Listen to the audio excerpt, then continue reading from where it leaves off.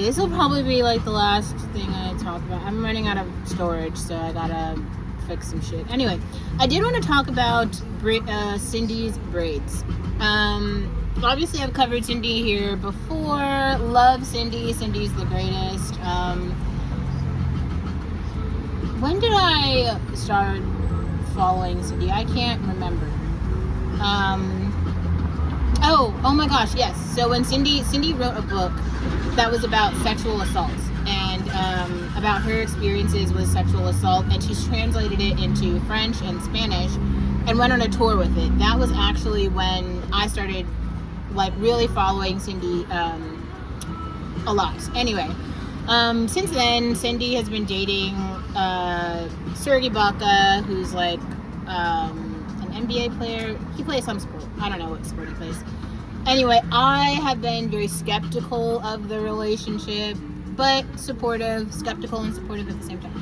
And it just so happens through like all of my travels, I keep coming across Cindy. So like at the Rome airport, obviously huge Cindy had like 3 advertisements there. There was a couple in Nashville. There was one in Spain. Cindy was all over London. So when I see them, I usually like, tag her in them. Anyway, so she posted something where she wore her braids, and she was basically like, the reason that I wear the braids is because it is my culture. Because Cindy is half Congolese and half Italian, and so a part of her Congolese culture is wearing braids. She had very particular braids. They weren't Fulanis. I can't remember the name of the style of braid that she had. Anyway, and I was like, oh, that's great. This is another reason why I love Cindy. It's not really like some huge thing, but it is like, something that has to do with her culture and other people who are similar to her. And so, I basically wrote that, and she was like, oh, thanks sis, this is great. And I was like, yeah, it's kind of just another reason why I just think it's important for more Black women to like, first of all, like understand what your cultural lineage is. That's why I continue to talk about Habesha and Ethiopian things, right? Like, I can share my culture, but like, I am not, like, you might not be like me, but maybe you're like a Congolese woman, or like a Kenyan woman, or like a Nigerian woman, or like, I don't know. There's like a lot of different cultures, and like, you could admire and even participate in things like hairstyles or coffee culture.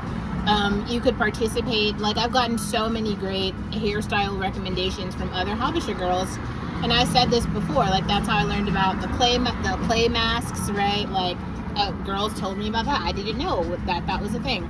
Anyway, I just thought it was really great, and I wanted to just share that happened. I do think it was an important moment, and I just saw that, so it looks like, I'm going to actually read what it says.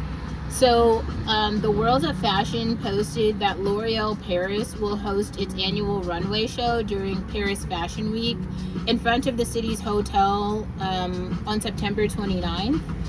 And so it says, there at the city's administrative center, the world's largest beauty brand says it aims to reinvent France's national motto, liberty, equality, fraternity, into a more feminist rendition of liberty, equity, and sisterhood. You're worth it.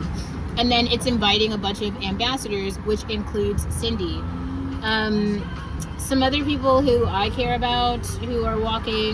Kendall's walking. I do like Kendall. Aja Naomi King is walking. There's no one else I see here who I care about, but yeah, Cindy's walking, so I'll definitely cover that. Yeah, I just wanted to say that happened because it was really cool. It did seem like a bonding moment. Like, obviously we had all of 2022 where like Tyler has completely taken my whole ass hairstyle. Like, damn bitch, you gonna take my outfit too? Like, anyway. Yeah, but those are great braids, and I'm just saying that those style of braids are, popular and nice. So just understand where they came from, honor the heritage, I guess.